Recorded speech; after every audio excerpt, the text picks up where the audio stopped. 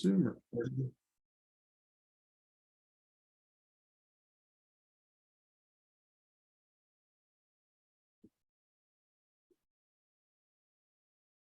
Already did that. Beth, I hand it over to you. All right, welcome everyone. It is 1:02 and we are calling the meeting to order. If we could review and adopt the agenda, please look at that. And if somebody could make a motion. I move we adopt the agenda. This is Alyssa. Yeah, Alyssa made a motion.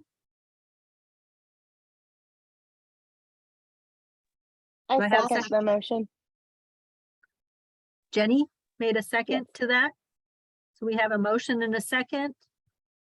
All in favor of adopting the agenda, say aye. Aye. Aye. Opposed?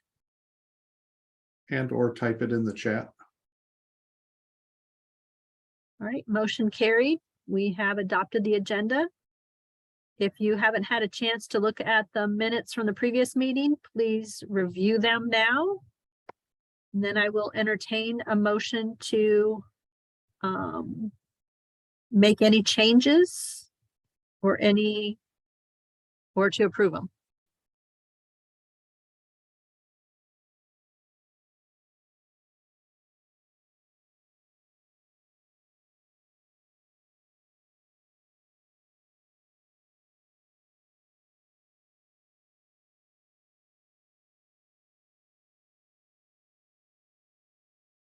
No comments in chat.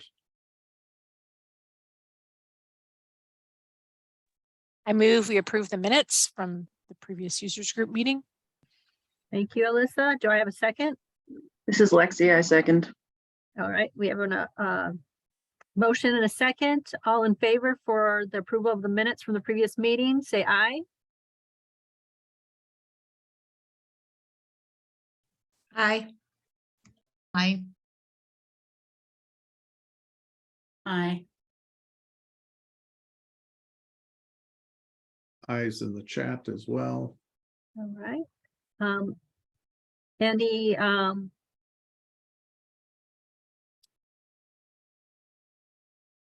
opposed?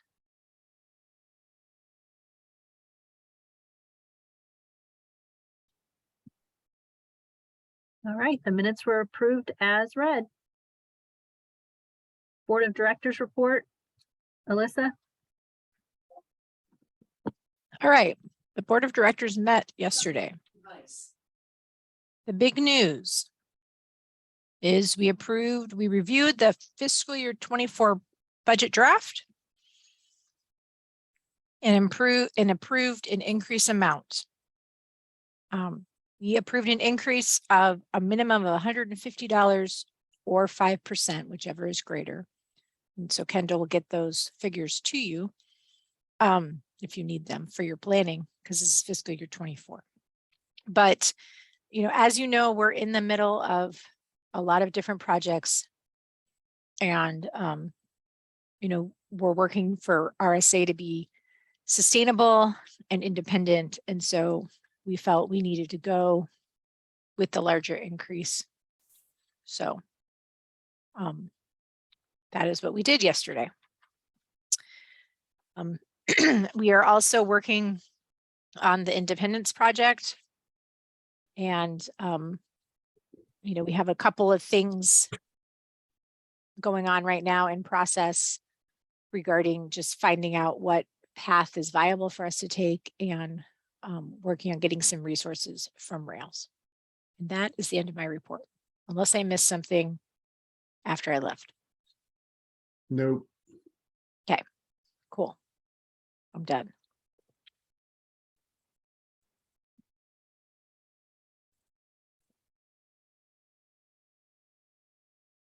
Are there any questions or comments for Alyssa?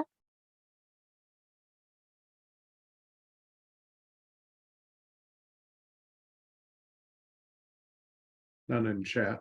All right, we'll move on to the committee reports. That was in your packet. I know the link I had in the email didn't work, but you could go to the RSA webpage and click on it. So there was RSA Circulation Committee meeting, the RSA CAT Committee meeting, the website project report, and the RSA Day Committee monthly meetings. And I just want everyone to save the date for RSA Day because we do have a date for the spring. That's what, March 8th, is that right? Yes, at 5 points. So if you are getting ready to approve closing dates for 2023, maybe your library wants to close that day and all come to RSA Day.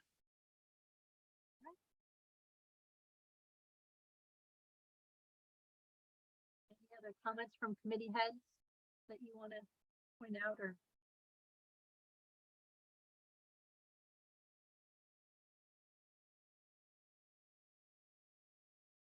That date is March 8th, yes, and we'll just put it back up. All right, users group written package, there were 5 items under there. Kendall, did you want to talk a little bit about the strategic plan wrap up? That's actually a later agenda item. Also in there are the parameters that we created since last users group. So take a look there. There are very few of them this time around. If you're interested. There's a little bit of a membership upgrade in there or update I'll talk briefly about later. We're definitely talking about the new end of month reports cheat sheet later.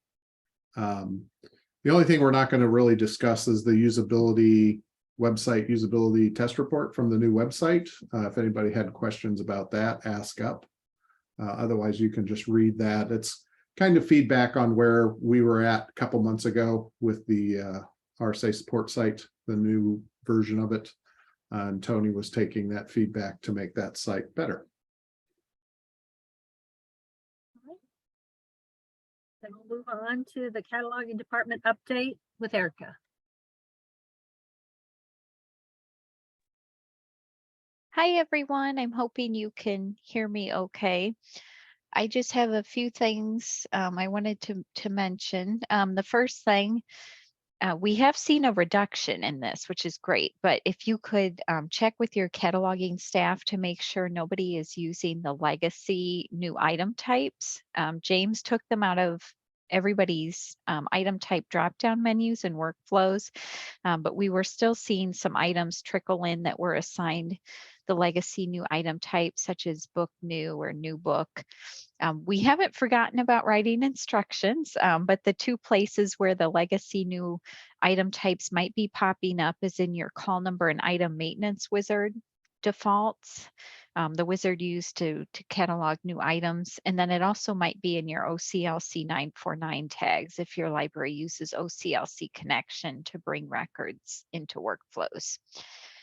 The next tip I wanted to share, remember to delete or discard magazines. If you're weeding from your collection, remember to get them out of workflows. We had a help desk case recently where the case was asking for a bibliographic record update for a magazine, and it turned out that the magazine was actually no longer owned by the 2 libraries that had holdings attached, and they just forgot to delete the magazine from workflows when they had weeded it. So if you'd like a report of your library's magazines, you're welcome to run it in Blue Cloud Analytics if you've done that training. But you can also submit an RSA report request from the rsanfp.org homepage, and we'd be glad to run a magazine report for you. That way you can use it to compare what's on the shelf versus what's still in workflows. The cataloging team, Lisa, Jennifer, Aaron, and Rhonda, have been making great progress on the cataloging request backlog. Since the August users group, 701 cataloging requests from the backlog have been closed. Backlog requests, they're all cataloged on existing records, whether it's a brief record or maybe it's a record with less than full OCLC description. So all of these are on records and the items are checking out, but they're being revisited to get good OCLC cataloging. We have 602 cataloging requests still in the old RSA help desk. Then the team will move to the new RSA help desk where there's just over 1,000 backlog requests. So we are making steady progress.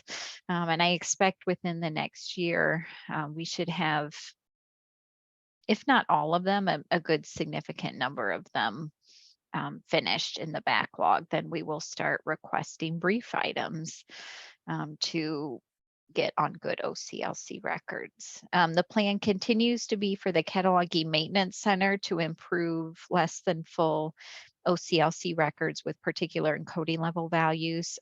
They're still going to be working on those in the backlog, so the team is not working on those here at RSA. The next thing I thought I'd mention is the free OCLC holdings reset finally finished in late August. It started this past May. The portion of the reset that removed holdings took longer than anticipated because OCLC was simultaneously working on lots of these reset projects, and they only had a small department of staff processing the project. So I'm hoping if they offer this in the future, they might rethink the staffing for this type of service. So we'll see what happens if they offer it again. Now that the reset's complete, you can resume working on local holding records if your library creates those for magazines. And then you should see, since the reset is finished, you should see a reduction in the number of interlibrary loan requests you get through WorldShare for items that you no longer own. That is the hope. We have resumed the regular monthly updates that we do to update your holdings in OCLC based on workflows. We have resumed those as of September. So those, we export our bibliographic records from workflows at the end of each month, and then James sends it to OHM, the process that processes the holdings, and then usually by mid-month, the holdings have been updated. Let's see, the next thing, I did want to mention that we have revised the on-order cataloging procedure. I thought this group might be interested because as we talked about the standardization project for new item types, there was some concern about on-order items assigned the new item type being edited by RSA when they age to 13 months. There was some concern that those would be edited sooner than necessary. So we have revised the on-order procedure so that when a library creates an on-order item, they enter basically a dummy item. And then when the actual physical item comes in, they catalog that as a new copy so that that actual item creation date can be considered when RSA is thinking about new items that have aged 13 months and need to be edited to their standard item type. The dummy on order is discarded, so it will be taken out of there. But this way we avoid on order items accidentally being edited by our new item type conversion process based on the on order date rather than the actual item creation date. Let's see, just a couple more things. We do have one more basic workflows cataloging workshop. We actually have two more this year. Registration just closed for the November basic workflows cataloging workshop. We do have one coming up in mid-December, Tuesday through Thursday, December 13th through 15th. Registration for that closes early December. We'll schedule more basic workflows cataloging workshops in the new year, so stay tuned to the listserv. There's two more RSA Bibload workshops this year. Those are scheduled for Tuesday the 15th this month, and then next month on Friday, December 9th. Bibload workshops in the new year will be scheduled in February, April, and June and announced on the listserv. We've had a couple libraries expressed interest in item group editor training to learn how to make batch edits to items using the item group editor wizard. I'm not sure of exact dates yet, but that workshop will be offered twice for full online libraries, once at the beginning of the year and once towards the end of the year. So stay tuned. Once I have dates scheduled, I'll be reworking the curriculum to make it conducive to a Zoom platform, and hopefully come up with some examples where everybody in the training can stay on the same page and make it a little bit easier to learn the content. The last thing, I thought I'd put the bug in your ear that the database committee is looking for a new chair starting in January. At our January 25th meeting, we'll be electing a new database committee chair. Jennifer Williams at Normal has been a very great chair, and I'm hoping she might be willing to continue serving. There is no term limit, but it's always nice too to have fresh blood if anybody wants to serve in that position. It's very easy. You just share with me if you have ideas for the agenda. You come to these meetings in case notes are ready and anybody has questions about the notes. We at RSA take care of writing the database meeting notes. Those are really the two biggest things. You attend the database meetings live. Those are in January, May, and September. But other than that, that's all I had for you. Does anybody have any questions about these updates?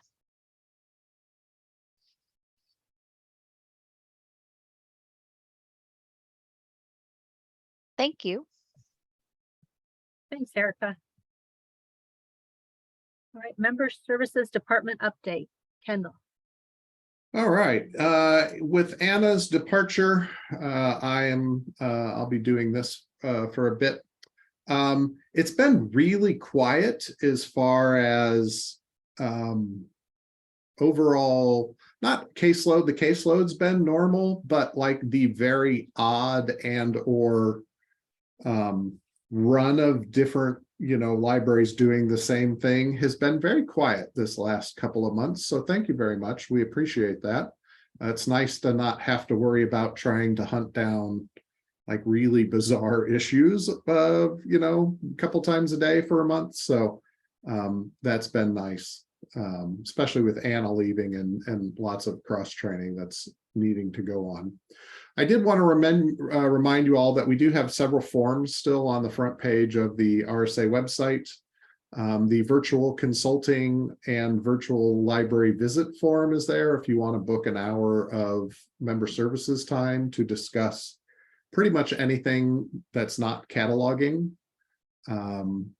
There's the report request form on the front there, of course. There's the update your library contact info. That's basically the one that updates what RSA CAT says for your library's email, phone number, hours, and address. So if you've modified your phone number or your email or your hours, most of you have not moved, you can use that form to let us know and we'll update the library info line of RSA CAT. And then, of course, there's always the open a help desk case form there. If you, find it easier to fill out a form rather than just sending an email. The form does prompt you a little more. It asks for like a user ID, an item ID, what you were doing when the thing happened, if you can recreate it and things like that. So opening a help desk case, especially a non-cataloging help desk case using that form, cuts out a couple of steps that we normally have to get back with you to do some troubleshooting. So sometimes it's nice when people use that form to send us a new question or issue. Any questions about any of that?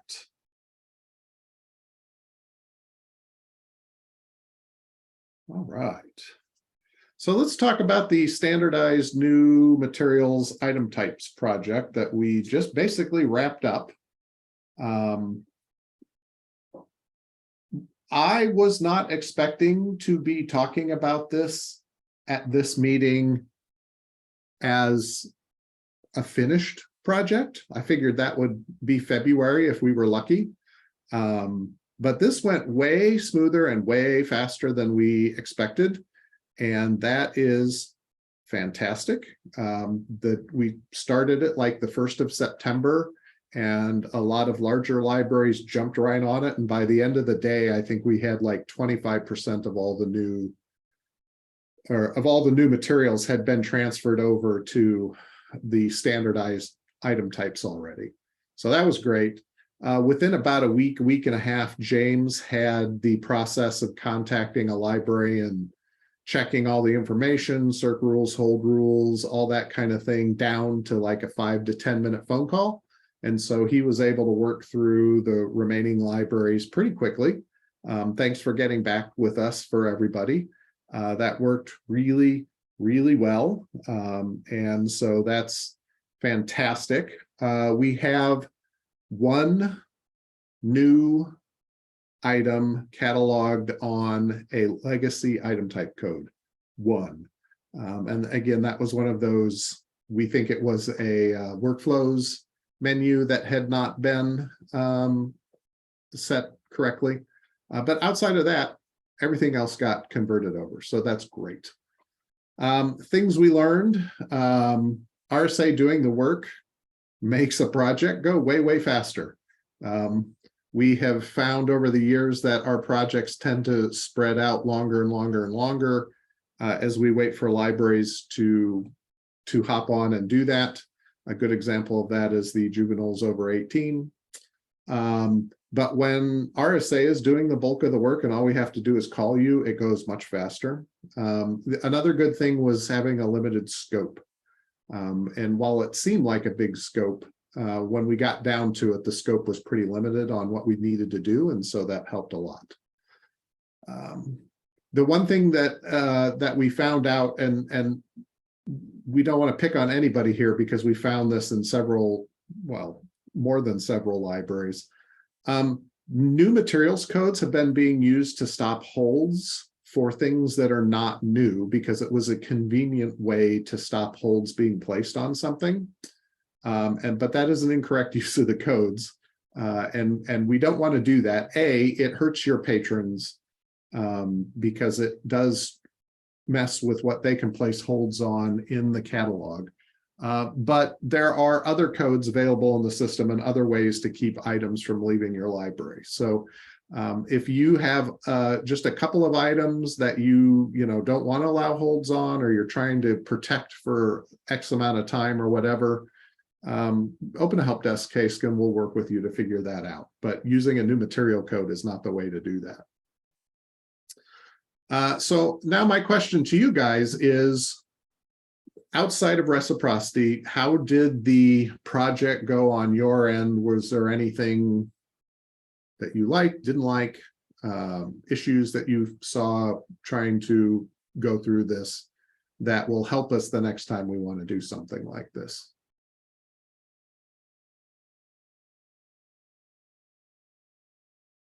Barbara says it went great. You can unmute yourself and talk too if you would like.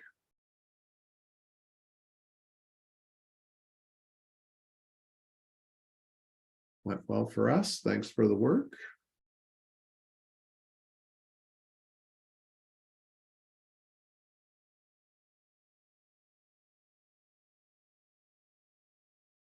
Fast and easy. We like to hear fast and easy.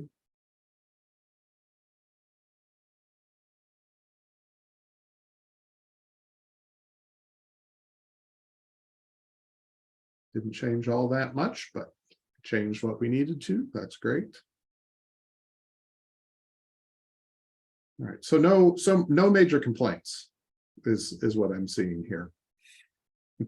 or if there were major complaints, you're still typing them up.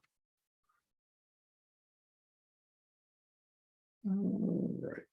So let's talk about reciprocity, because I want to make sure that we've talked about this before, but I want to just touch on it again, because one of the reasons why we did this was to help with reciprocity. That's how this all started back in the first place. So let's talk about how reciprocity works and how the system deals with things. So I wanted to take a look at all the holds that had been placed in 2022 up until yesterday. In workflows, there were 20,000 copy holds. So that's placed on a particular item at system level. There were 13,529 copy holds placed at the local level, 138,000 title system holds, and 5,000 title local holds. A title local hold means that is for your library or your library and your branches only, versus title system means anybody in the system can fill it. From RSA CAT, there were no copy level system holds placed because that's an impossible thing to do in RSA CAT. There were 402 copy level local holds, which surprised me because I didn't think that was possible to do in RSA CAT either, until I remembered that the RSA support site has the item level hold option turned on, and apparently somebody knew that and they were using it. I have turned it off because I was very surprised and went down a bit of a rabbit hole to kind of figure out where those holds came from until I remembered that. 324,000 title holds at system level were placed in RSA CAT, and 14,394 local title holds were placed.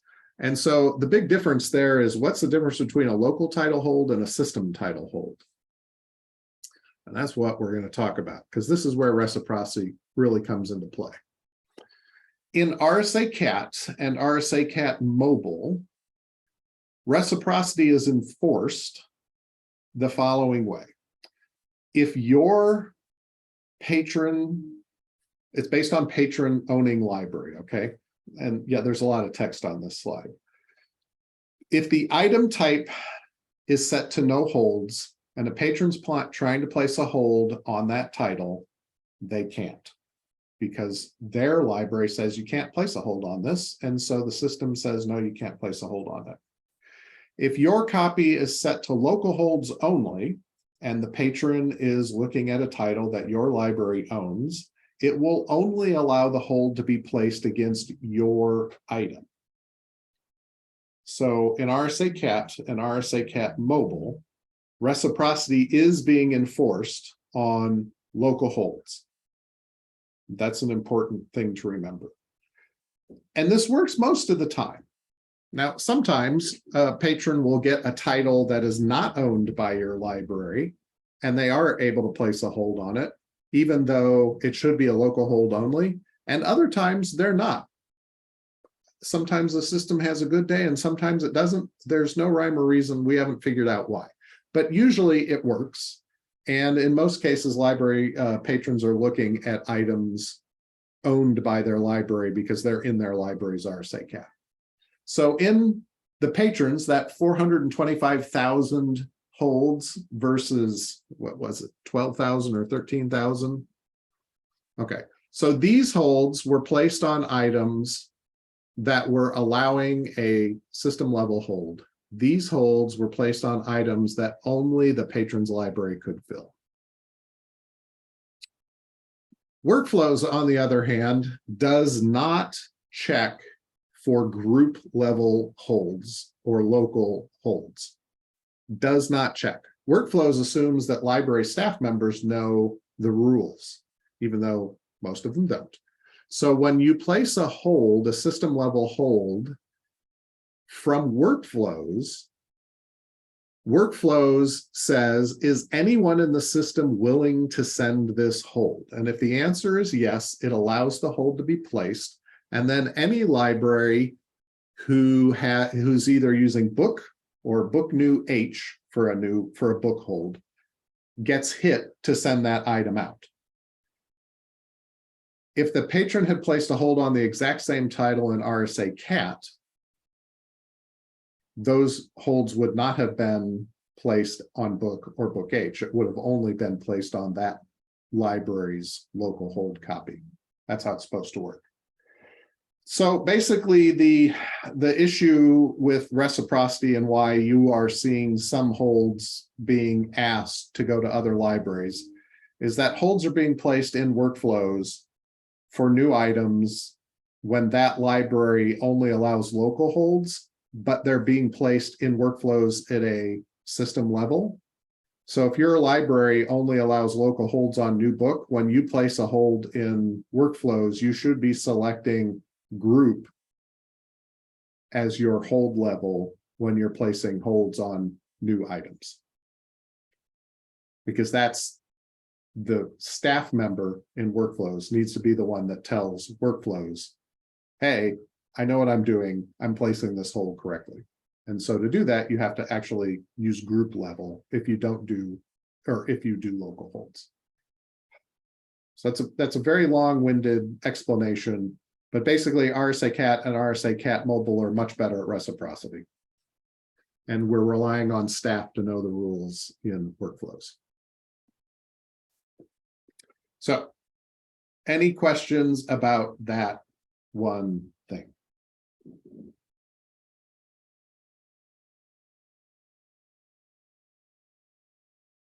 And while I'm waiting for people to type, I'll go on and I'll let you know, and we'll come back if there are questions.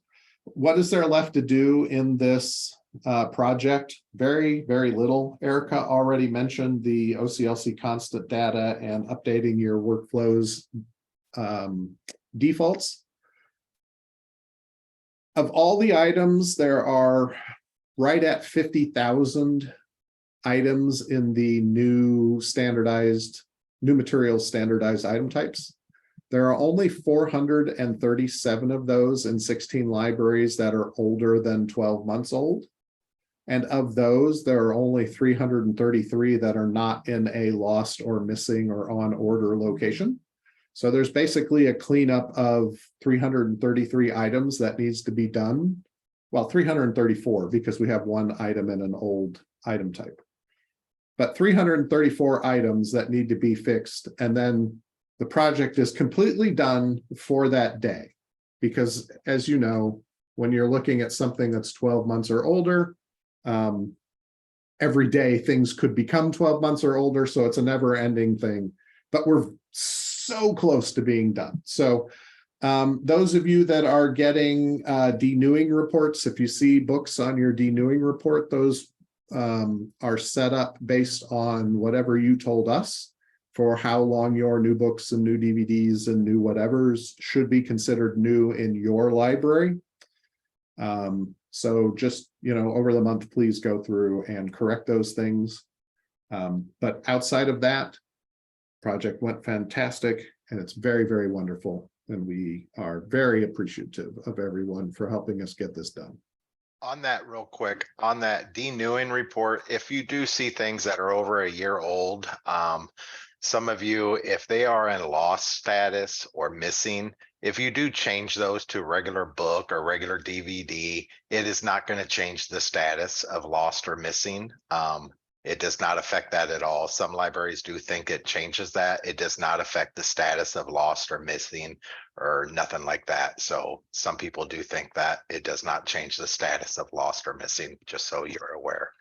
Yeah, as long as you do edit item, if you scan the item barcode, Yeah. and check it in, then yes, it will change the item status. But you can scan the item barcode in the edit item field and it will be fine. All right. Seeing no questions about the denewing stuff. Now I wanted to see if anybody had other wet places where we could standardize next year. So we were able to standardize a fairly significant pain point. It took us quite a while to get to this point, but we got it done. And so now I'm wondering if anybody's got suggestions on other pain points we could standardize or other areas of system usage we could standardize. Basically, we're looking to brainstorm some ideas that we could come back to you with in February and say, here's what we think would happen if we tried this. What do you all think? Maybe somebody gives us a suggestion and we do some research and we're like, we could standardize it, but it's not going to fix anything, or it's not going to fix the thing that we want to fix. So we're just wondering if anybody out there has suggestions on places where we could do a standardization project next year.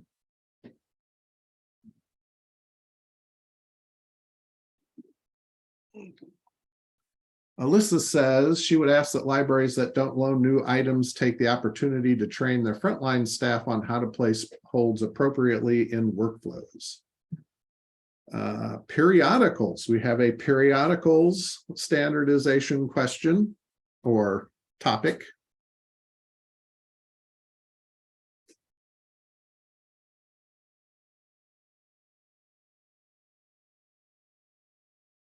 Patty's taking notes because I'm not writing this down. So Courtney, for periodicals, do you mean like the way the dates are added in, or I'm not really sure what that means. Long ago, periodicals behave badly in workflows. Let's talk about people. That's the only weekly I take, but I bet you some of you guys know a few others that behave just as painfully. And I know there was discussion long ago about creating the record in such a way that this would not be so agonizing. But then, it's like my world with the list that's eternal and continuing to get longer every single day. And all of a sudden you're stomping on 47 other things that are on fire, and that ain't one of them. Do you remember what I'm talking about, Kendall? Maybe Erica's the one more should be passed during this at. I know exactly what you're talking about because it is still an issue. Every 2 months or so, we get a record lock on a magazine title where the magazine has basically got the maximum number of items attached to it or has had the maximum number of items attached to it. Let me rephrase. So the counter, the way the system works, when you create a new title, you can add 25,999 items to that record. And when you get to the end of that, and they're added with numbers that run sequentially, right? So the 10,000th item is item number 10,000 on that record. Even if you delete the other 9,999 items, the next item added to the list is 10,001. So what happens is every now and then, one of the serials records will get to the end of that counter where there's no more space in the counter's ability to add new items. And even though there may have been 2,000 of those records deleted, until we contact Cersei Dynex and have them do a cleanup and then reset where the counter's at, you can't add items to that title. So the fix to that was going to be setting up yearly serials records for the very common items. And your description of where it falls on our list is absolutely perfect because it's not on fire enough that it's been done, and it hasn't been on fire enough to get done over the last several years. One thing I'll add is we actually only have 2 serial records in our database where this is an issue with the counter. So to me, this would be a very doable project because I would love to push other things out of the way to make this happen for you. But there's actually only 2 records. It's time and it's people. So we don't need to be making a bunch of annual serial records. It would just need to be for these 2 titles that Kendall described where the counter gets locked up. And having annual serial records for, I think it's time and definitely people. You wouldn't have to do that laborious workaround as you put in the new issues. But I just don't want anybody to think that for every magazine, we're putting in an annual record. That wasn't really the purpose of it, was my understanding. It was just those records where it was locking up with so many issues attached. Is that right, Kendall? Or are we doing this for every serial? No, it wasn't for every serial. It was only for the ones that were locking or other serials that had thousands and thousands of items attached to it, so that when you pulled it up in workflows or in RSA CAD, it took forever to load. But we're probably talking 10 or less titles. That would have been ultimately what we were talking about doing when we first discussed it. We will need your help though when we do this, because I've asked Cersei Dynex if it would be possible to almost like lock the record so that when we create an annual record, maybe it's just for 2023. If there's a way that we from our end can prevent you from putting 2023 issues on the old record? And they said no. So we will have to ask everybody to help us using the new records, and somebody here will need to monitor on our staff to make sure members are actually using these records and not putting their copies on the old records where there's so many attached. Elizabeth suggested pipe Zs and call numbers, which I know is a pain point. Not just for us, but I think any consortia or any group of libraries using the same system, there's been a lot of discussion about this out on some of the listservs that I follow from other consortia. And I don't know that anybody has found a way to do pipe Zs where you can enforce it enough that it actually works. We can have a standard on pipe Zs, and we could even maybe try and have a pipe Z cleanup project. But we need everybody to follow the standard, which is, I think, the hard part. I wonder sometimes if it's that people don't understand that September SEPT 20, 22 is different from space 22 is different from September spelled out, and that on the things that have multiples, the patron can, just throw it out to the Wild West, or they can choose the one that spelled it this. And if we all spelled them the same, it would give them better access. Yeah, I think that's definitely something we can take a look at as well.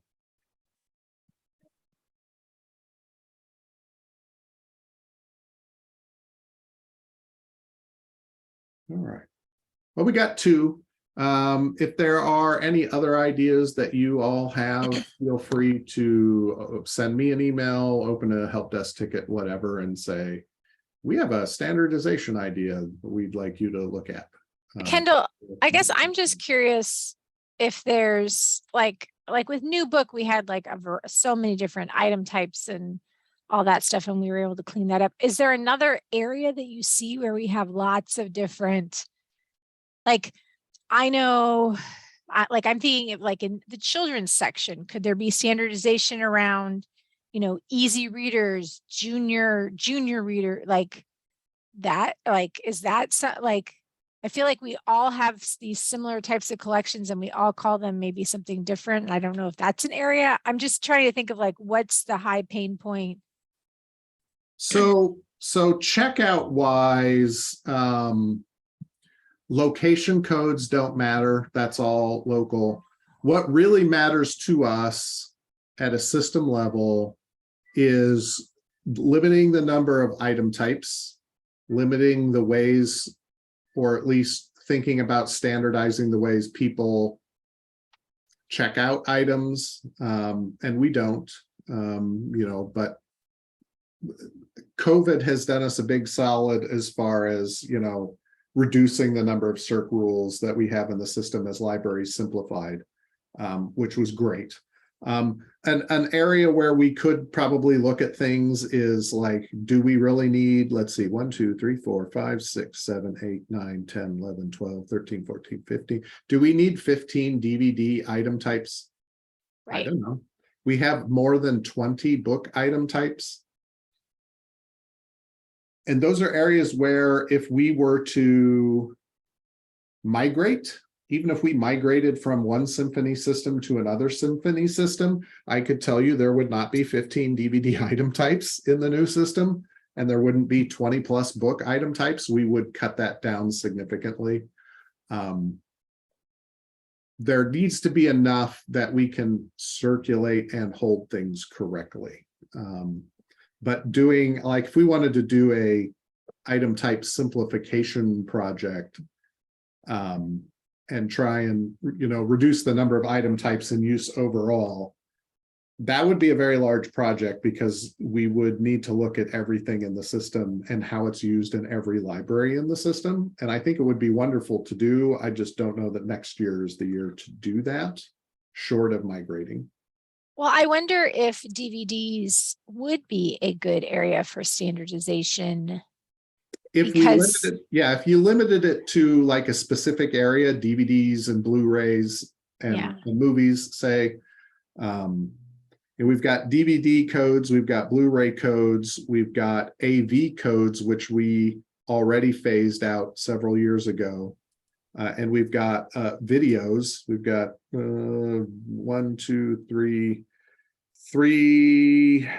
4 different video codes. I don't know what people are. Does anybody have actual VHS tape anymore? That's what the video was VHS tape is what it is used to be. But some people use video for movie, whether it's a DVD or a Blu-ray. So I wonder, oh, go ahead, Liz. I was gonna say, I do have actual VHS. I'm not sure when the last time somebody checked one out was. I didn't need the space. It's like in the basement, and if I needed the space, they'd be gone. But I wonder if that would be a good area, because I find that our circulation on those is less now because it seems like everyone's streaming everything and the demand isn't there the way it was, even for new stuff, even on Blu-ray. And I wonder if we could standardize, like we just decided we'd extend our checkout length of those because they're not seeming to go as quickly. So I wonder if that whole DVD movie thing could be something we could standardize across the system. Yeah, I think if we picked an area like DVD, Blu-ray, and video, and looked at a way to do it, we would still need to have item types for all 3 of those, because if you don't have a Blu-ray player, you don't want to receive a Blu-ray to fill a hold. So we still need some differentiation, and there are libraries that only check out like DVD, PG-13 and R's to adults versus Juve. So there's an area where you need to have a item type that is workable. So, DVD restricted or something like that versus per, PG-13, not rated, that kind of thing. So that's another area. We'll add that to the list and we'll take a look at that hopefully by February. And if nothing else, we can at least get some counts of like how many there are assigned per item type and how often how many times they get checked out, or over the previous year they got checked out X number of times, that kind of thing. And see if there's, we'll see what's there. We can do the same thing for the type Z's and whatnot.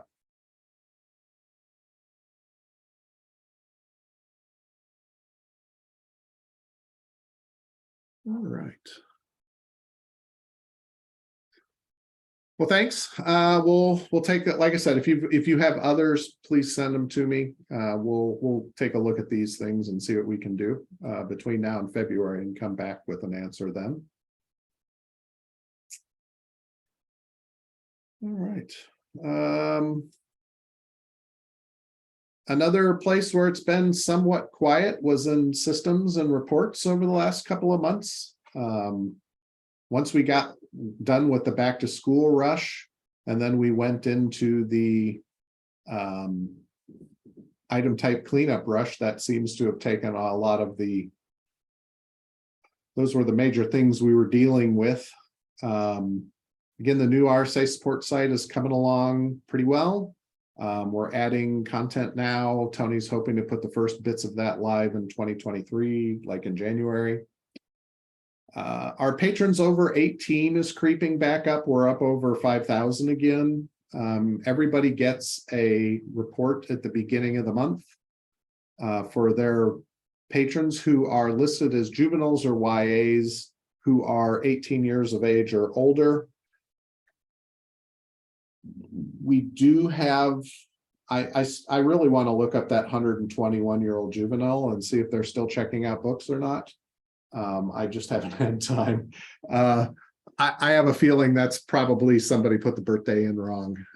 But if you get that list and you look at that list and you can edit your patrons, that'd be great.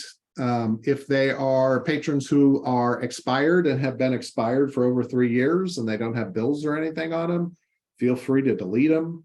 I know some libraries have written agreements with their patrons, and they can't modify them from, from a juvenile agreement to an adult agreement without actually having the patron sign something. So we know that this number is probably never going to get down to zero. Again, people turn 18 every day. And so we've got people who are at the end of the month, turning 18, and therefore they're going to appear on the list. But it is something we would like an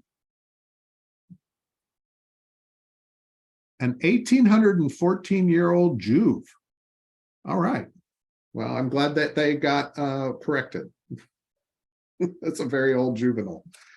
So just take a look at those, keep working on them. We had reduced the overall number by 50% a couple months ago, but it is starting to creep up just a bit.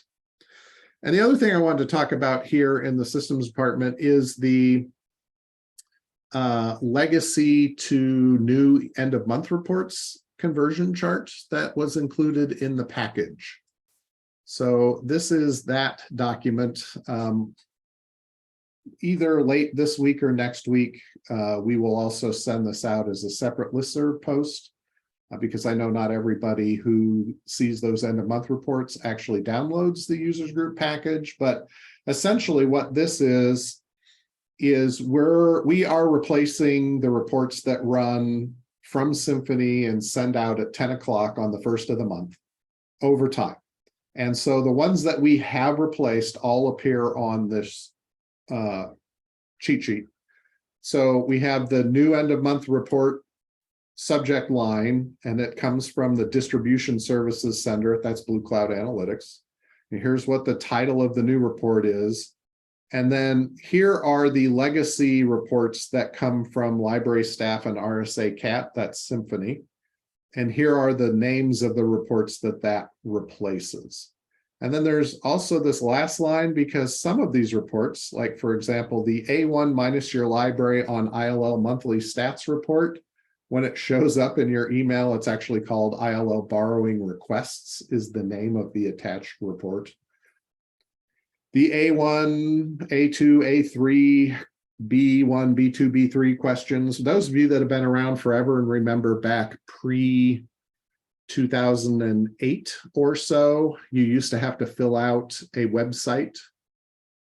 2009, I think, is when that went away. There was a website that you had to fill out for how many checkouts you had, how many reciprocal borrows you had, how many ILLs you had, how many things in transit you had. And so all of the end of month reports that come to you at 10 o'clock on the first of the month were designed to answer those questions. And of course, that report is not being run anymore. So now we're trying to replace those reports. We do still have some legacy reports that we have not replaced yet. That is these right here. Those will be replaced as soon as we can figure out how to replace them, assuming we can come up with an answer to them.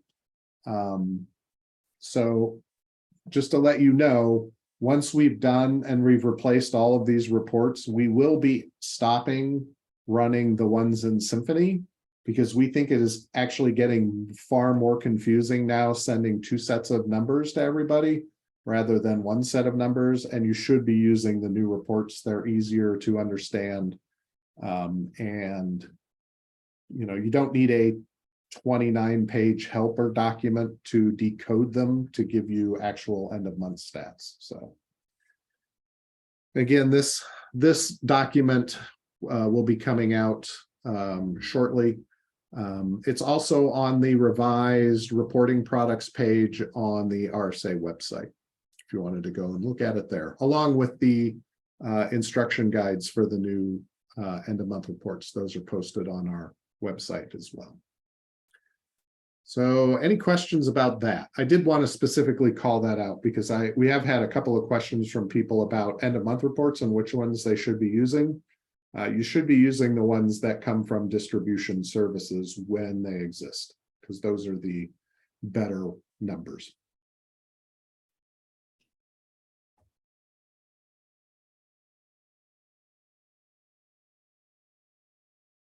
Courtney, Oh, you I had a have question? about a million questions about this whole report scene, especially when you want to start talking about interlibrary loan. Since there is a strong possibility I have been absolutely and inaccurately reporting that crap for over 5 years. I'm really struggling though over getting the questions together into a coherent way. Are we going to be doing any more meeting type stuff over this, or?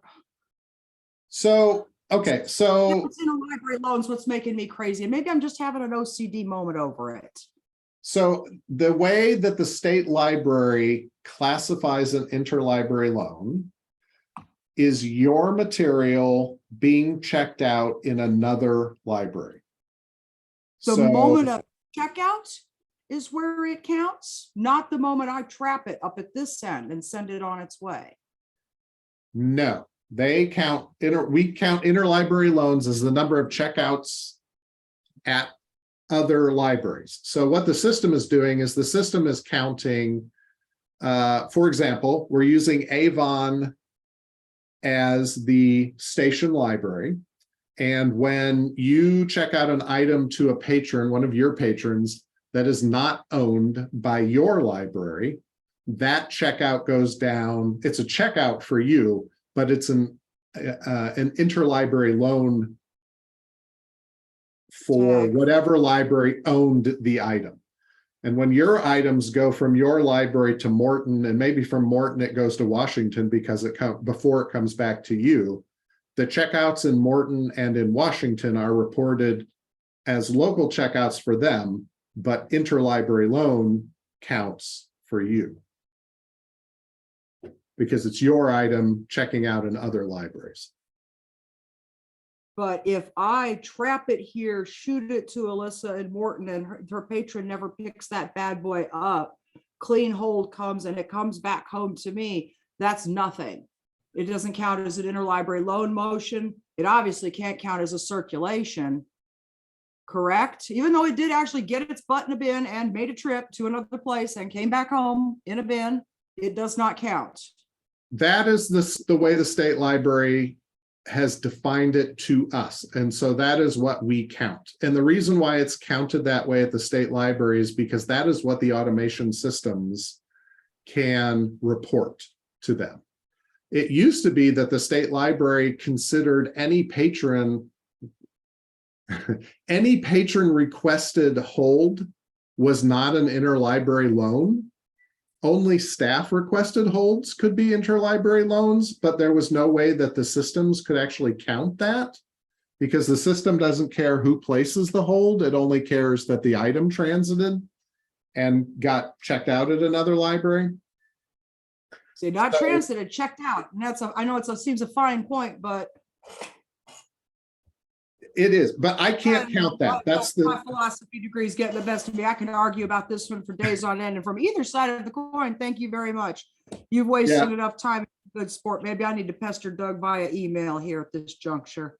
You know, and your question, and I think some of the other ones that are in chat here, make me think that once we get the last batch of these reports changed, we will probably need to have a reporting committee meeting specifically focused on here are the new reports, here's what and how they count, so that everybody who is concerned with that or wants to come in and ask questions about it would have the opportunity to do that.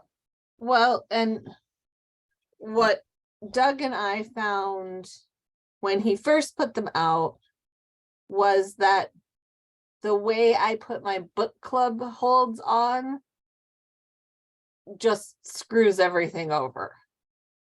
Because once every 6 months, it counts it at the moment that I initiate it.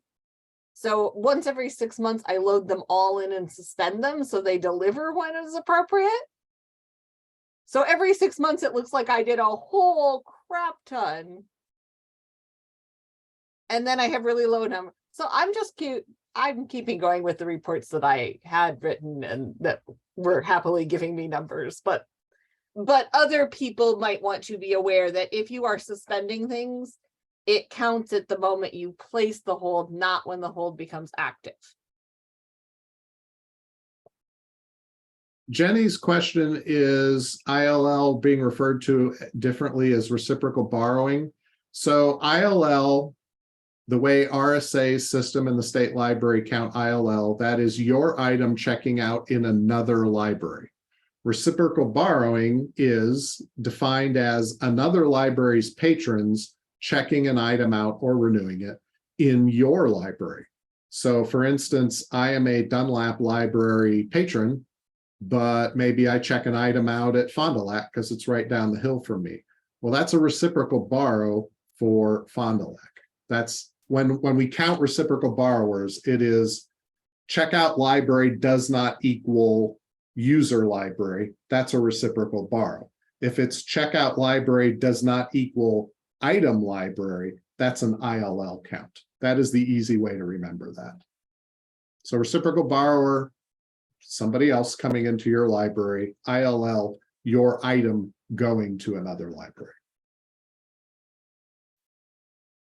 And where it used to be confusing, when I mentioned that an ILL didn't used to be an ILL unless a library staff placed that hold, it used to be that if the patron placed the hold in the catalog, the state library wanted that counted as a reciprocal borrow. And again, we couldn't count it that way. It doesn't, that's not how the systems work. Can the reports be added to the end of month reports folder in Blue Cloud?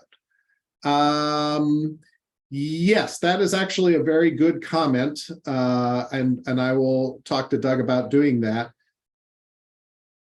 Here is the fall down with that. The end of month reports are accurate on the first day of the month. On the second day of the month, they get less accurate. And the third day of the month, they get slightly less accurate because they're counting a previous month's worth of stuff. But if you delete an item, all of the items, circulations and whatnot, a lot of times disappear depending on how the report is set up. So you would want to run those things on the first of the month, if at all possible. But Lexi, that is a great comment, and we will take that under advisement. We'll have to modify those reports a little bit. And there will be more of them because you see like this monthly report circulation the last 12 months, how it's replacing 3 different reports. That's because we're running several different reports and adding them all together on one spreadsheet and sending it to you. So there may be like monthly reports circulation last 12 months, part 1, part 2, and part 3. Those would be the 3 reports that we mash together so that it shows up on the previous 12-month one. Yeah, we could set that up as well. We don't want to overload those folders, but yes, we could do that. Amy says her problem has always been with the total number of items requested from our patrons and also the number of requests received more than the actual items sent and received. We can tell you how many holds your patrons request. So my patrons at my library placed X number of holds.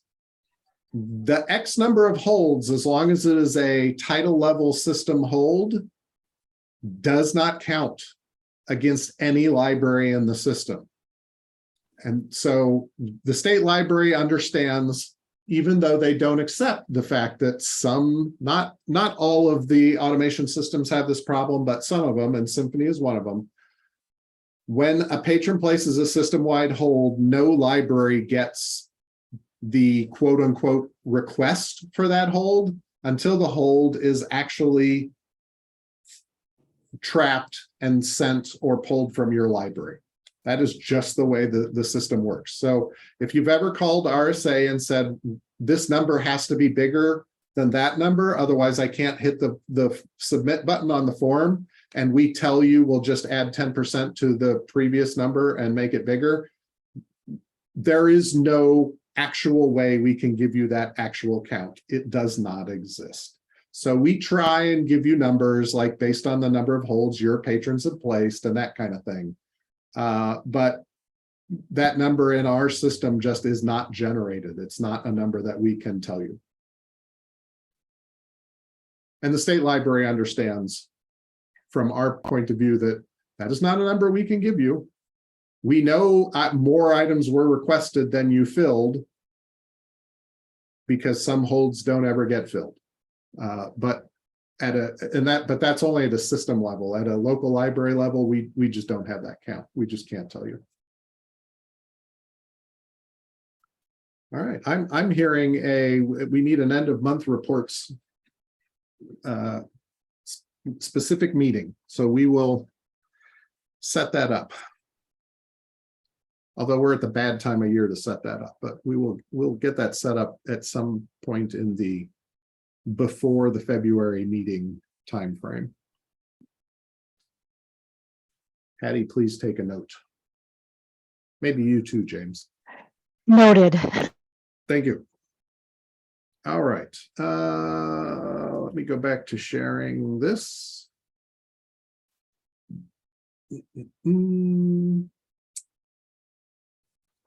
What time is it? I think we need a break. Let's take a break now. I have it actually scheduled a little later, but we went a little longer than I thought. So mostly I need a break. So Beth, could you give us a break, please? Sure. 5 minutes, 10 minutes. 5's probably fine. Okay, it's 2:08. If we could be back at 2:13. Okay, it's 2:14. I wandered away a little too far. I hope everybody else is back. Kendall, are you back? I'm here. All right. I got my throat cleared and my tickle is gone, so I can talk again. All right, I just wanted real quick to ask if anybody had any questions about either the added when facet or the new search tabs that we added at the end of August. I saw some questions initially when we added those things. I think I answered almost everybody's question. But if anybody had anything that they had seen between now and then.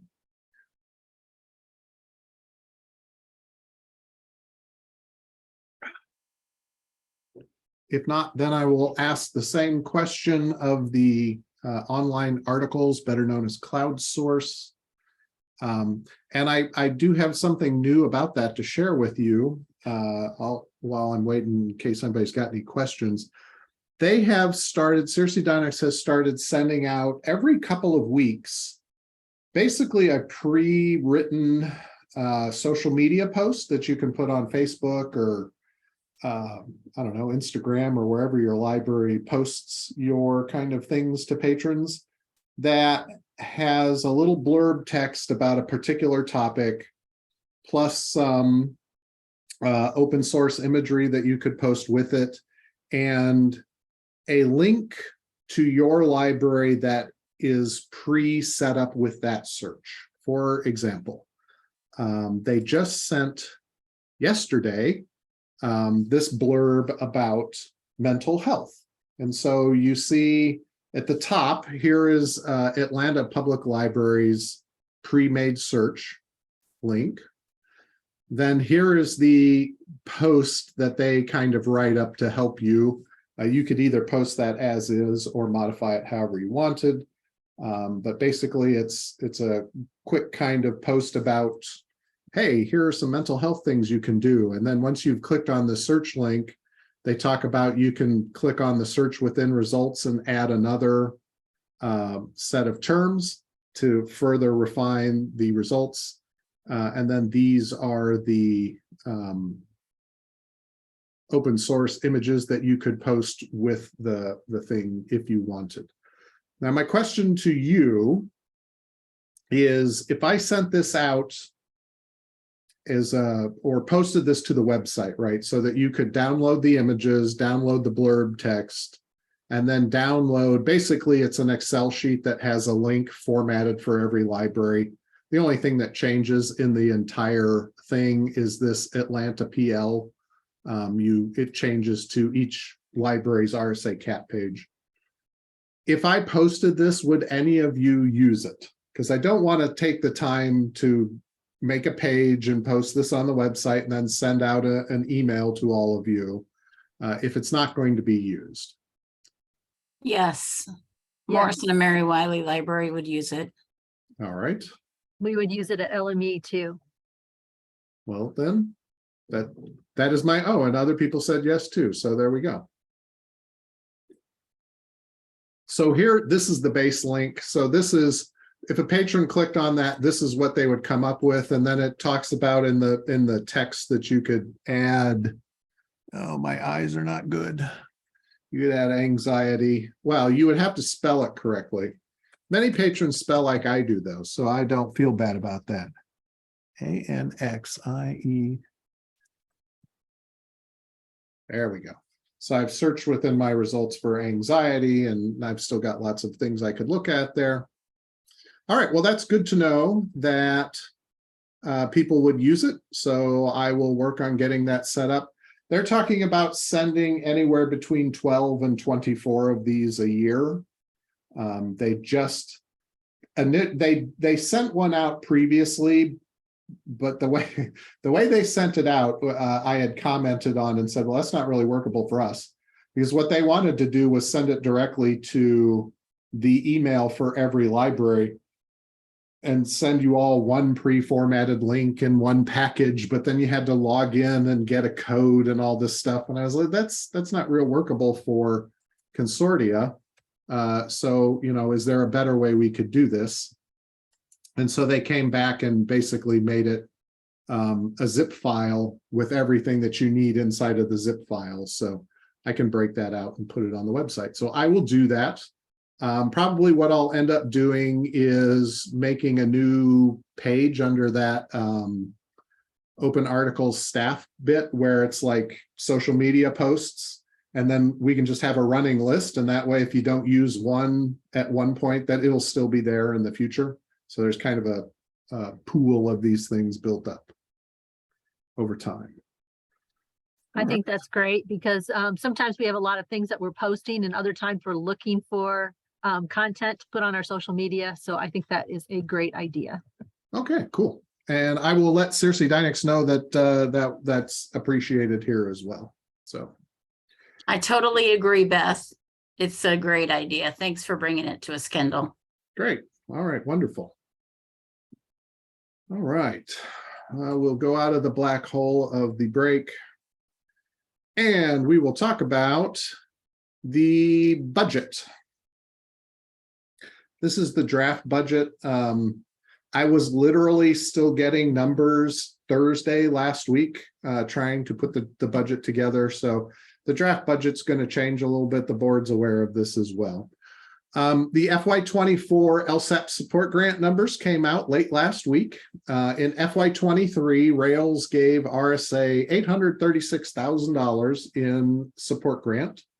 Unexpectedly, it went up this year. I did not expect it to go up this year. I expected it to go down a little more. It has been dropping every year for the past 5 years or so. But this year it actually went up for us. It went up just a bit over $10,000 to $846,000. So thank you to Rails for giving us a little extra money. Our overall staffing cost this year in FY26 is $966,000. Next year, they're expecting it to be $994,000. So $28,000 more in staff and salaries. This big bottom line here in FY23 and every year prior to that, going back to about 2013, Rails has given in-kind support, not just to RSA, but to all of the LSAPs within Rails. RSA happens to get more in-kind support than many of the other LSAPs in Rails because we have not only staff, our staff belong as our Rails staff members, and we're the only LSAP that has Rails,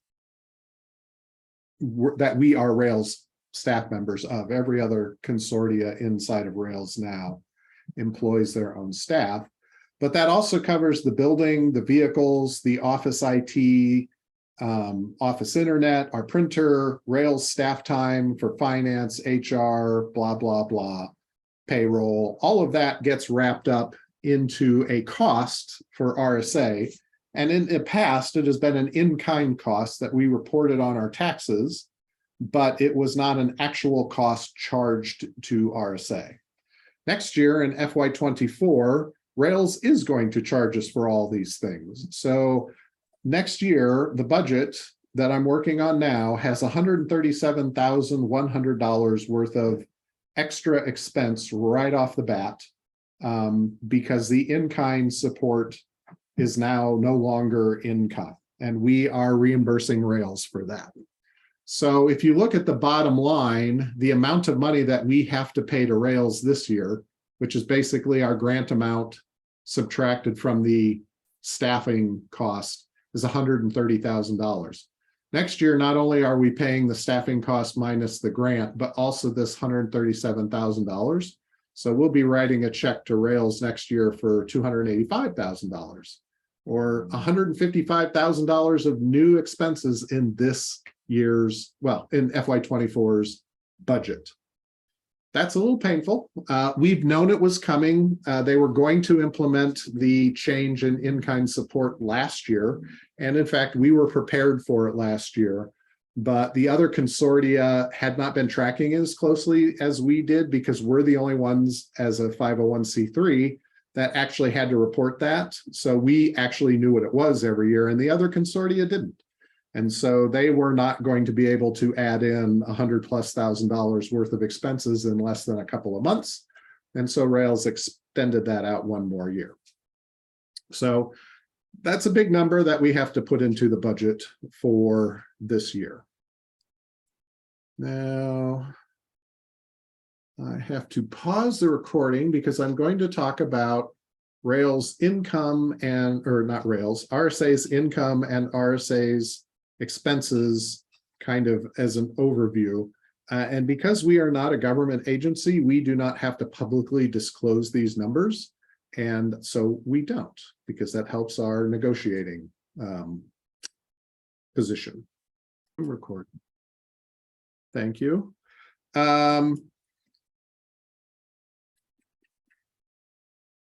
So having said that, we wanted to let everybody know, even though the board will not formally approve the budget until the February meeting, and we wait that long to make sure that Rails doesn't end up changing the support grant amount, which sometimes it changes a little bit, and or Rails finds out that they're not getting any money next year from the state library, which would definitely support the grant or change our grant amount.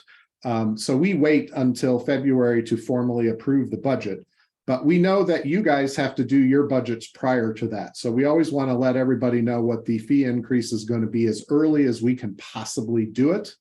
And this is as early, like literally as early as we could possibly do it, because it hasn't even been a week that I've had these support grant numbers. So this is as early as we could possibly get it to you. The fee increase for FY24 will be the greater of $150 or 5% of your FY23 fee, as Alyssa mentioned before. How that breaks out is union listers, your price will go up $150. Basic online members, your price will go up $150. This is assuming you are an OCLC library. If you're not an OCLC library, that 10% also gets added in, so it'd actually be $150 plus $15 for the 10% for non-OCLC libraries. Full online libraries, if your current fee is $3,000 or less, you will see a $150 increase. If you are a full online library and your fee this year is $3,000 or more, then your fee will go up by 5% of your total fee. If you would like to know what your fees are, send me an email and I can send you what your FY24 fee will be. I have no problem doing that. I will not post that to the website. I will not send out an email because, again, as a private organization, we don't have to do that. And we cannot be FOIA requested for our budget from our vendors, which is one of the problems of changing your governance structure, is then your vendors can find out how much money you actually have versus how much money you tell them you have, which in our case is usually two different things. All right. So again, send me an email if you have questions about that. Oh, most of this I can get through pretty quick, and then we can get back to discussing fun stuff. Staff anniversaries this quarter. I've been here for 17 years. I still feel like the new guy, but I am one of the old people, not only in RSA now, but also in Rails, which is just amazing to me. Rhonda celebrated her 10-year anniversary with RSA. Doug's been with us for 6 years, and Anna Hudson hit 4 years and like 3 days before she moved to New Orleans. So we were sad to see Anna go, but we're very happy for her and her new situation in New Orleans, moving back home. And she got a great job down there in the health sciences library. So she will be sadly missed. Anna's departure, however, did give us a chance to think about what our staffing levels need to look like in a couple of years when RSA has actually directly hired our own staff. And the one thing that we are missing is a true number 2 person in RSA. So we rewrote, we increased the grade, position, and salary of the member services supervisor and turned that into an operations manager position. We have to name it that because we're Rails employees, and that's how the Rails naming scheme for positions goes. Post-independence, this person will be the assistant director of RSA. Right now, that rewritten brand new job description is at HR Source being benchmarked to make sure that the wording in the job description matches what HR Source thinks it should be paid. And hopefully that's the same thing as what we think it should be paid. If not, then we need to go back and rework it to make sure that those things match. So as soon as I get that back from HR Source, we will post that.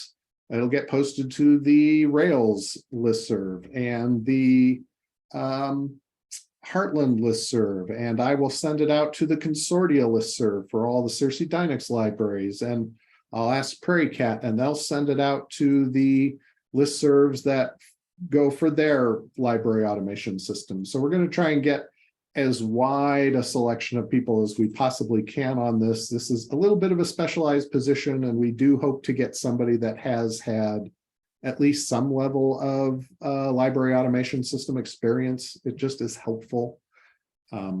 This person will also be running the member services department. They'll be helping me with administrivia type stuff and budgeting and all kinds of fun stuff. And you know, I'm not going to be here forever. I could get hit by a bus. Eventually, I'd like to retire. And so I'm hoping that we can find someone who will at least be able to run things while I'm gone, if not directly step into my position. So as soon as we can get that posted, we will. I'm hoping it's posted by the end of the month.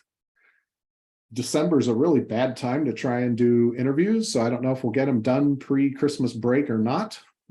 So, you know, best case scenario, we're looking at somebody in mid-January or February to step in. Might take longer than that, depending on who shows up in our candidate pool, if we have to rewrite the job description or whatever.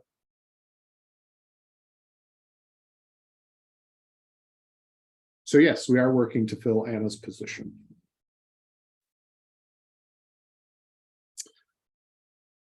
All right, heads up, this doesn't actually go into effect until FY24, but if you remember back to late 2019 and early 2020, one of the things that were in our, at that time, new strategic plan was to kind of get more attendance at users group meetings, more attendance and more people interacting.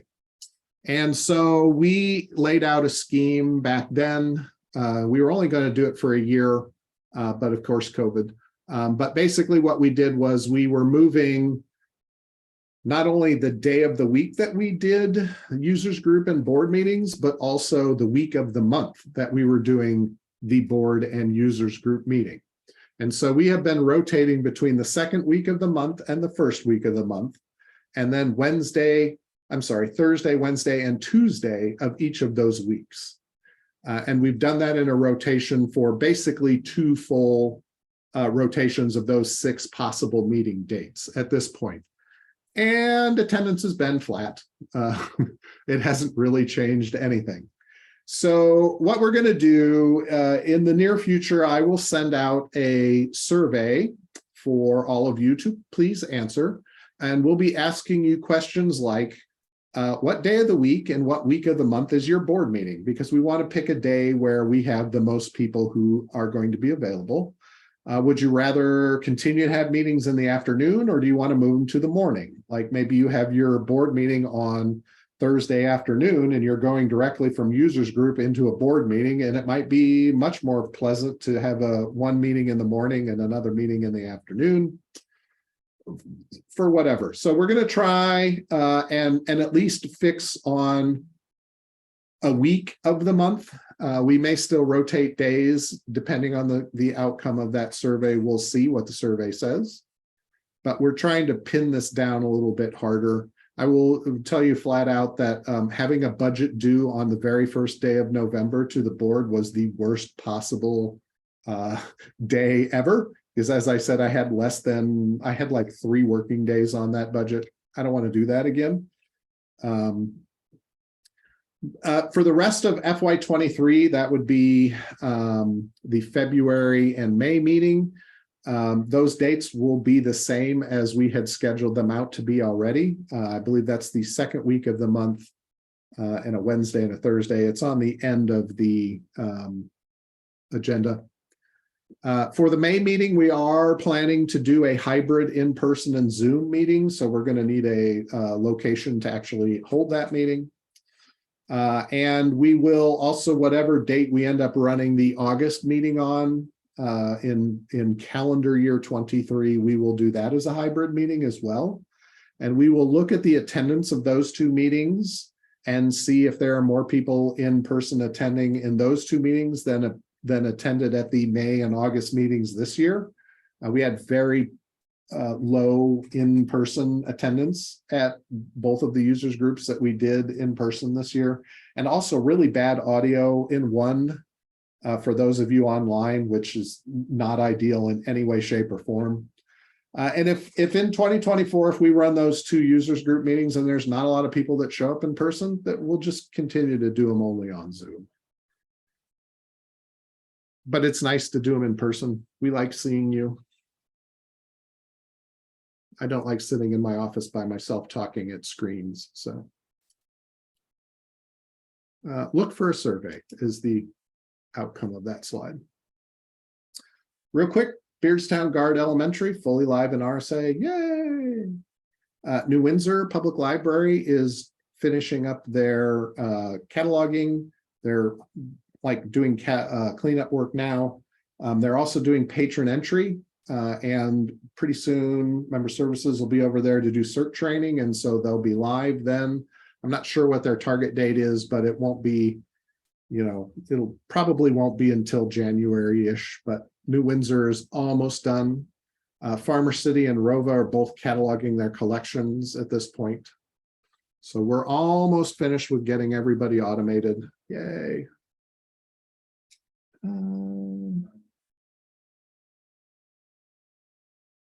Okay. I'm going to go over this super quick. We had a strategic plan that we implemented in February of 2020.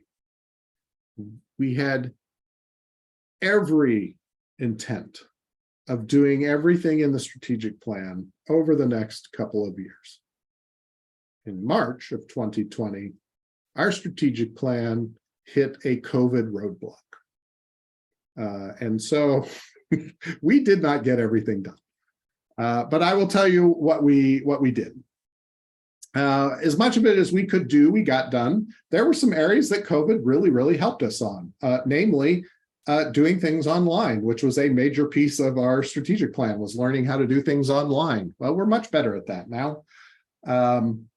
And a lot of the expected outcomes have become irrelevant based on what has happened in the world or changes in RSA's future plans. So let's kind of look real quick. We'll just look at the main goals. We have 3 main pillars, and then within each pillar, there were 3 goals. So for the member engagement pillar, it was inform and engage our members to maximize participation and cooperation. if you want to see a bigger like paragraph breakout or longer of what we did for this goal, there is a document that breaks out each goal and each activity for each goal in your package.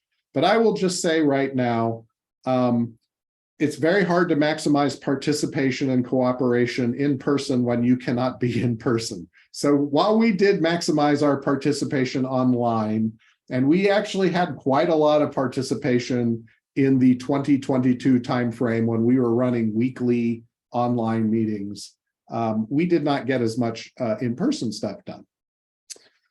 Communicate in a clear and comprehensive manner. We're always trying to do better at that.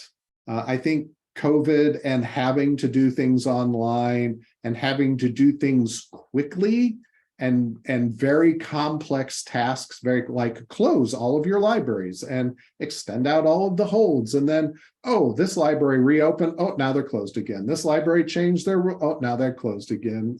You know, everything that happened over the last couple of years has helped us communicate clearer. We're not perfect at it by any in any way, shape, or form, but we are always working on that. And again, I'm always open to suggestions if any of you have those on ways that we could make our, you know, listserv posts clearer or whatever. Provide paths to leadership opportunities. This one is disappointing to me in that there was a lot of support in 2019. You know, when people were thinking about things differently, about RSA needs to provide clearer and more opportunities for member libraries and the staff in member libraries to step up and take leadership opportunities. And so we're like, great, we've got 5 committees. Each committee is supposed to have a chair and a notes taker. We've got, you know, 12 board members, and those are great leadership opportunities. We could have some more if we could come up with them. And then COVID hit, and we're right back at the point where we have an election to fill board seats, and we don't even have enough volunteers to do that. We utterly failed on this particular goal. It's nothing we could do. It's kind of COVID related. It's kind of everybody's trying to keep their own little world running. But it is kind of disappointing to me that we have not gotten more volunteers to lead us, because there's only so much I can do. There's only so much my staff can do without your input. We need your input to really keep moving RSA forward. So those of you who do step up and serve on the board or are in these committee meetings, especially if you're in a leadership position in the committee meetings, or you attend all the meetings, or you're on like the policy subcommittee, thank you, because we really, really need your help to keep things running. Organizational effectiveness. We did not investigate integrated library system standardization opportunities as often as I would have liked to. On the flip side, we actually got a standardization project done this year, and we, to my recollection, have never gotten a standardization project finished in the entire time I've been here, short of migrating to a new system. So, yay, we like that. And again, I think there's much more. The people who were not against, who were not standards oriented, let me phrase it that way. Most of them have retired now. So I think moving forward, we will have more chances to standardize things as we go. It just basically makes everybody's life easier, assuming we pick the right standardization target. We are still working on goal 2. We're almost done with that. Again, kind of rethinks of RSA's independence and how RSA is funded and how all that's changed has kind of crept into membership levels as well. So we're almost done with that now. That membership level services committee should be done within 2 meetings. We have not established a new pricing model to serve current members and attract new members. We're all still using the old model. We will eventually get that fixed. That is on the table for next year. But one of the things that we have to keep in mind is we're trying to reduce that chunk of money that Rails is supporting RSA, so that should the bottom fall out of Rails, we're still here. And we have gotten more efficient. We've all learned how to work at home. not only your staff, but my staff. And if you'd asked me in early 2020 if RSA could work and not be all in the same office at the same time, I would have said and did say quite frequently back at that time that no, that just would not work for us. Then COVID came and slapped us around, and then we figured it out for the most part. I'm not saying we do things perfectly. We do need to get together in person a little more often than we do, especially for project work and intra-staff training. We did actually pre-COVID write 3 new positions. We had those positions done. We had them benchmarked, and we had done everything except for advertise them, because we were going to fill them with a start date of 1 July of 2020. And so they were all going to be advertised at the end of March of 2020. And we all know how March 2020 went. And so those staff members, number 13, 14, and 15, they have been removed from our books. We're probably not getting them. There's no point in carrying them on. I did rewrite I had an operations supervisor position, and I combined the duties of that position and Anna's position and a couple others to create the operations manager position that we will be talking or trying to fill soon. Create training opportunities to equip members to best serve their patrons. We did as well as we could. We shifted everything over to Zoom training, which is better for most libraries as far as being able to attend. It's not quite as good. It doesn't stick as well, but it does serve more people. And optimize appropriate facilities and technology. We have optimized our technology. We do that all the time. It's just what we do. We're constantly looking to optimize technology to make our job easier, get the system up to date, add new capabilities, whatever. I can only optimize my office at home so much. That is not a words I ever thought I would say while working for RSA, but it is true.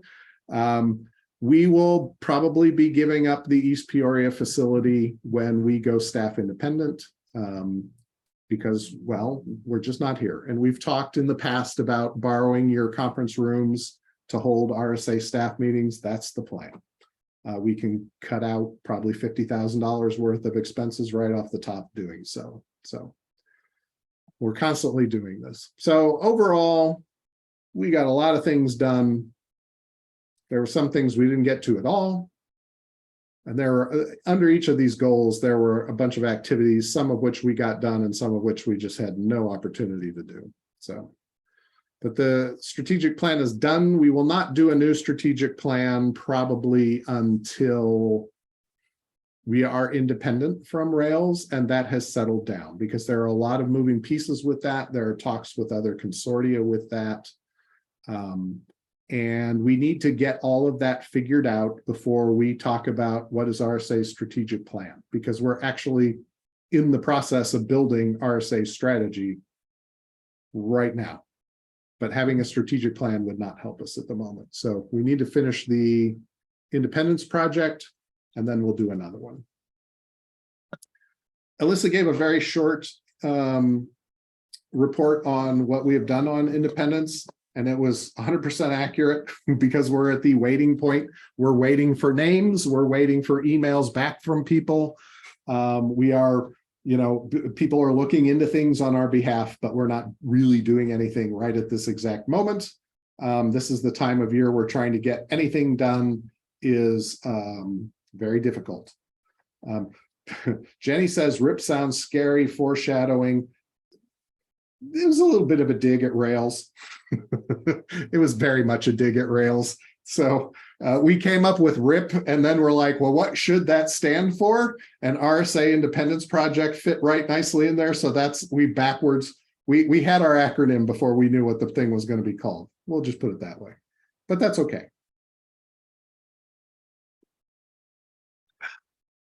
The executive committee of the board, this is their whole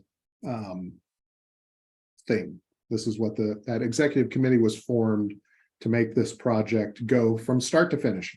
Start to finish looks like hiring our own staff, so we're no longer Rails employees, converting over all of our IT infrastructure, converting over our office structure, worrying about cars, vehicles, insurance, benefits, all of that stuff that Rails provides to RSA, short of finance, will need to be replaced. I would like to continue using Rails as our finance person, and we can, because Rails does a fantastic job. We could not ask for more on the financial front. Our audits have been clean as a whistle without even a comment since since pre-Rails, but post-Rails, every year has been smooth sailing. And they do such a good job for us that, you know, we will continue using them. But basically everything else, I think we're gonna either be forced or end up changing. All right. And now I can stop talking again because we're back to Beth. I did get, before I shut up, I got 2 questions, Beth, so I put them on the slide and then it's up to you. This is the BYOP, bring your own problem and or bring your own issue and or bring your own beer portion of the program. All right, so we have one pre-asked question. When patrons forget their library card, do you let them check out? Do you let them identify themselves in some other way? Do you have a security question? What is it, someone you know? What is the kid telling us about their parents' card? At the Lily M. Evans Library, we let them check out without a card because we are so small. We do verify usually a phone number if we don't know them, but for the most part, we do know them. We do not allow children to check out on their parents' card unless the parent has given them permission. So, and that is a form that they actually fill out at our library, the parent does, and lets them do that. So we're pretty tight with that, but we do allow them to check out without their card. But we do caution them that other libraries don't know them like we know them, so that they are supposed to bring their cards. So that's what we do, if anybody else wants to share. We do a very similar thing in Henry. We're very small. We know almost all of them, have them verify if we don't. But again, like Beth, when I give them their cards, I tell them, if you are going to go to any other library, you need to make sure you take the card with you, because they do not know you and they have different policies. So just have it with you. So that's what we do here.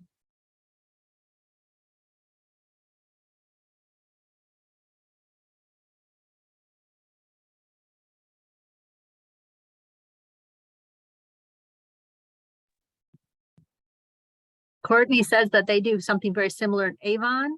Anyone else would like to share? And you're welcome to unmute.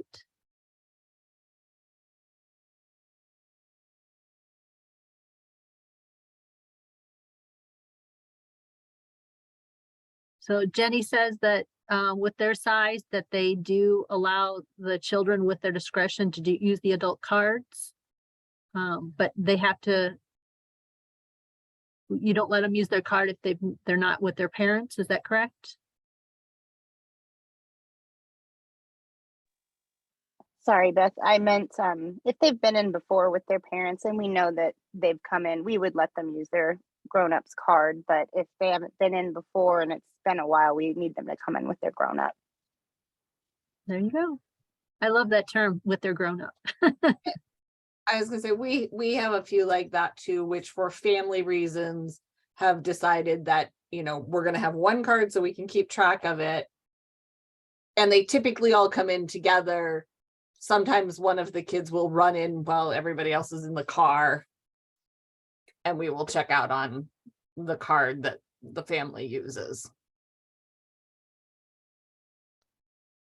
And it sounds like Kiwani is utilizing the fact that you can have the photos associated with the card on workflows so that they can compare the photo with the person standing in front of them.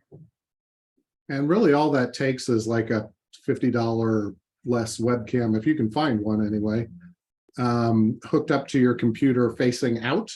And when you register your patron, you just have them stand in the right spot and capture their kind of head and shoulders. There's just a couple of little button clicks that you do in workflows. And then that sets that patron photo in workflows. It's pretty low resolution. It's a tiny little photo, but you can look at that photo and go, oh, that's the same person.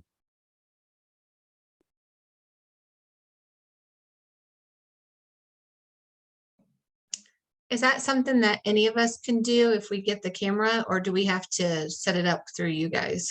Nope, anybody can do it. If you buy a camera and you want a real quick kind of lesson on how to do it, we can just basically do some screen sharing and show you how it works. We have some documentation that we wrote up when this feature came out. I don't even know when it was. I know Martha wrote the documentation, so it's been a long time since since this particular feature was added to the system. But yeah, it's really easy to do, and we could help you set that up pretty easily. It's just a couple of helpers in the patron screen. Thanks.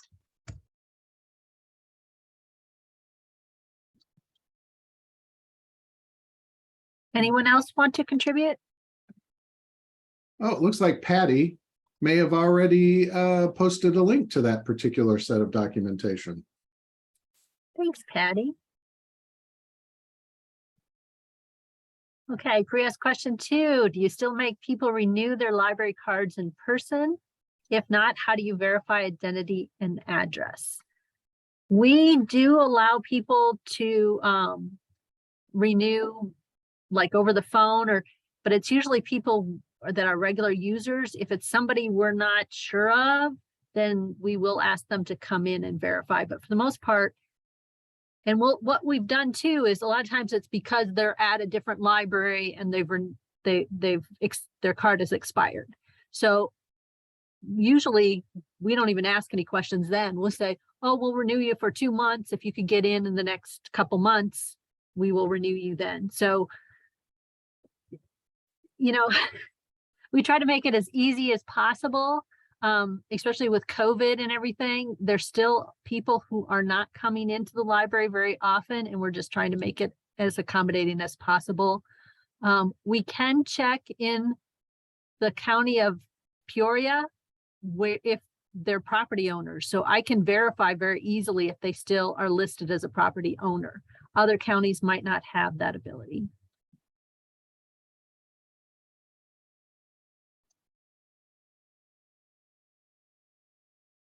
Does anyone else want to contribute?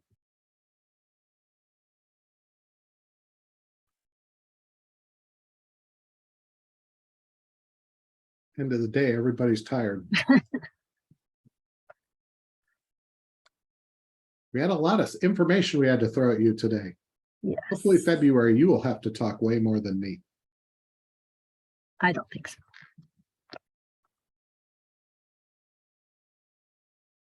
Is there anything else anybody wants to bring up? I don't want to make you stay if we are done. So speak up or forever hold your peace. I got one because I'm that kind of pain in the butt. On that strat plan wrap up, and I'm sorry, I only printed, on page 9 of that thing, where it talked about developing a metric to see how much we use RSA. And you've got a spreadsheet?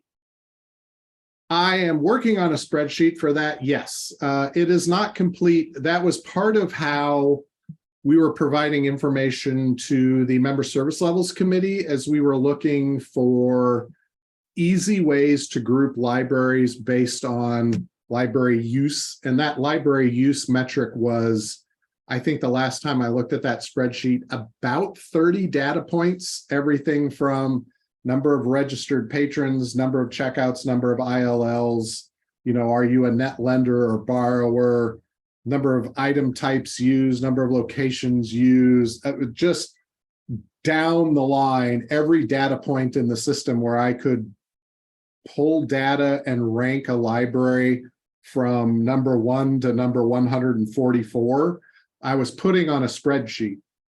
The problem with that was that it was not helping us group libraries too much.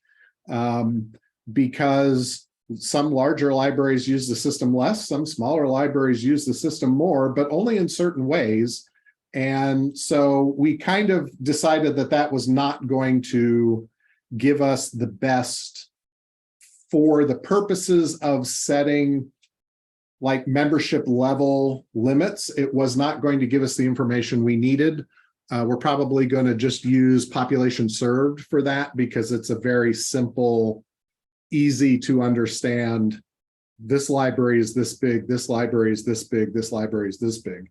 And then where the usage fee or usage number portion may come in would be more on the developing a new fee structure end of things, where maybe you have a base level fee and then, you know, everybody pays the base level fee, and then it's, you know, a combination of number of registered patrons, number of circs, number of ILLs, who knows, right? So there's lots of ways you can do fee structures. It makes more sense to use that data in the fee structure piece than it did to figure out who we should limit a level to when we're talking about just creating a service level. Did that answer your question? Yeah, I'm still curious if we can see the thing. I'd have to dig it up. It's probably out of date because it was using 2021 data at the time, because I just pulled a year's worth of data. Oh, who Yeah. cares, man? It doesn't mean nothing. It's not going to for at least another couple of years until we come back online normal. We ain't there yet. You know we ain't. Yeah, well, and the other thing was that I was trying to pull at least some regular usage out of the system, like pre-pandemic usage, because post-pandemic numbers were all messed up. So we were trying to kind of get some pre-pandemic and some post-pandemic in that number to kind of average that out as well. It's hard to pull numbers when we're in crazy times, that's for sure. Is there anything else?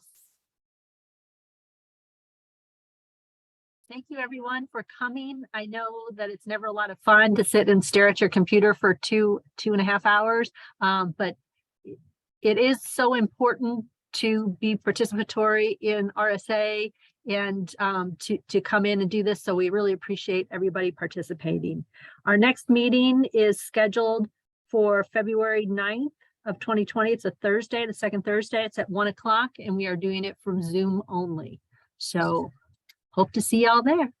If you have any questions or anything, feel free to email Kendall.